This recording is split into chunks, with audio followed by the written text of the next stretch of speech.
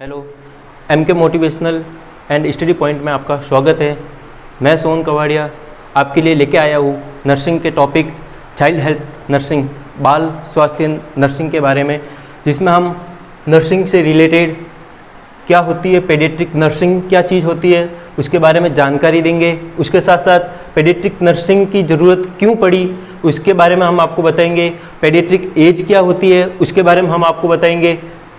ठीक है, इससे पहले हम बात करते हैं कि चाइल्ड हेल्थ नर्सिंग क्या चीज़ होती है, जिसको हिंदी में हम बोलते हैं बाल स्वास्थ्य नर्सिंग।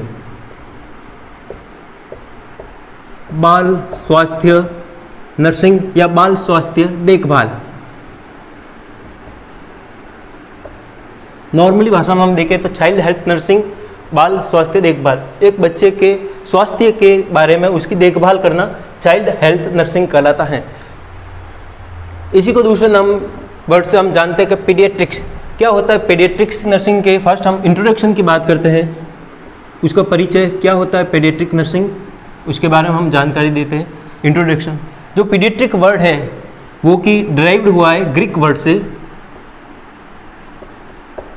से, डिराइव्ड हुआ है, जिसका पीडियाज वर्ड है, जिसका मीन्स होता है ए चाइल्ड, मीन्स एक बच्चा। सेकंड, आइट्रिक्स का मीन्स होता है ट्रीटमेंट, उसका उपचार करना।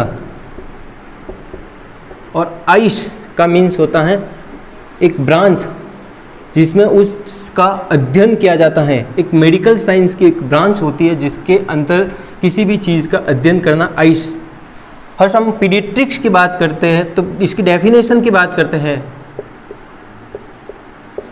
तो the branch of medical science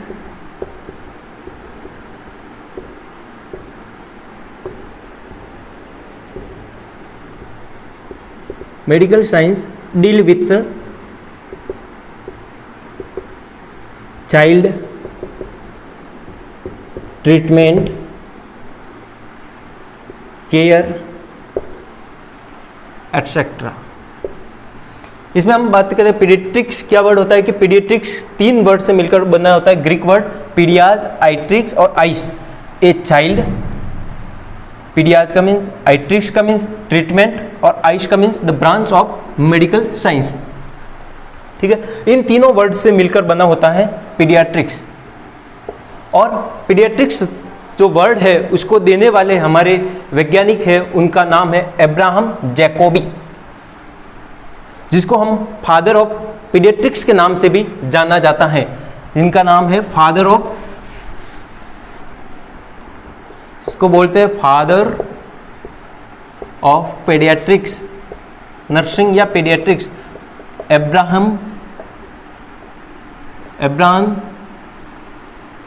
Jacobi. इन्होंने पीडियाट्रिक्स के बारे में बताया था, जिनको हम फादर ऑफ पीडियाट्रिक्स के नाम से जानते हैं।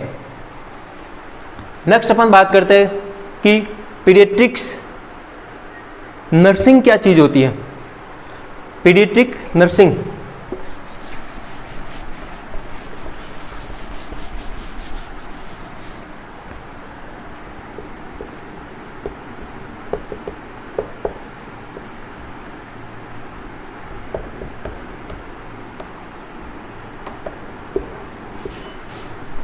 पीडियाट्रिक नर्सिंग की अपन डेफिनेशन जाने तो उसमें कहा गया है कि paediatric nursing given to a child, paediatric nursing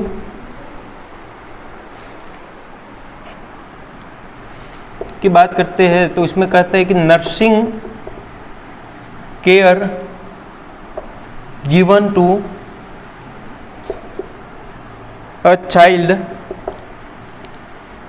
up to 16 year child में पीडियाट्रिक नर्सिंग, जिसमें 16 ईयर तक के जो बच्चे होते हैं उनको जो नर्सिंग केयर दी जाती है वो सारी केयर आती है अपनी पीडियाट्रिक नर्सिंग के अंतर्गत। अब आगे बात करते हैं हम कि पीडियाट्रिक एज क्या होती है, किस एज तक हम मानते हैं कि वह एक पीडियाट्रिक एज के अंतर्गत आता है बच्चा, जिसमें फर्स्ट आता है पीडियाट्रिक एज के बारे में हम जानते हैं। तो पीडियाट्रिक एज कंसेप्शन से लगाकर 16 ईयर तक की जो एज होती है उसको हम पीडियाट्रिक एज मानते हैं। कंसेप्शन मीन्स गर्भावस्था से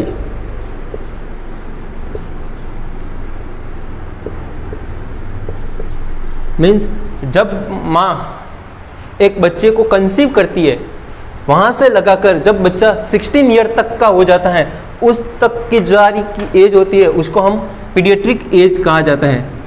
पीडियाट्रिक एज को हम दो भाग में डिवाइड करते हैं। फर्स्ट होती है intra uterine life, then second होती है extra uterine life. Intra uterine life में हम बात करते हैं तो फर्स्ट होता है कंसेप्शन से लगाकर जब 2 वीक तक का जो पीरियड होता है, कंसेप्शन टू 2 वीक, जिसको हम बोलते हैं जाइगोट। फिर 2 वीक से 8 वीक तक का जो पीरियड्स होता है उसको बोलते हैं एम्ब्रियो, एंड 8 वीक से 14 वीक्स तक होता है उसको बोलते हैं हम फीटस।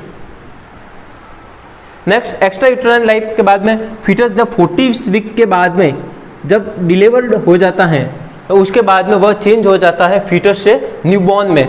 जो न्यूबॉर्न पीरियड्स होता है वो 0 डे से लगाकर 28 डेज तक का जो पीरियड्स होता है उसको हम बोलते हैं न्यूबॉर्न पीरियड। उसको भी हम 2 भाग में डिवाइड करते हैं, pre neonatal period and let neonatal period.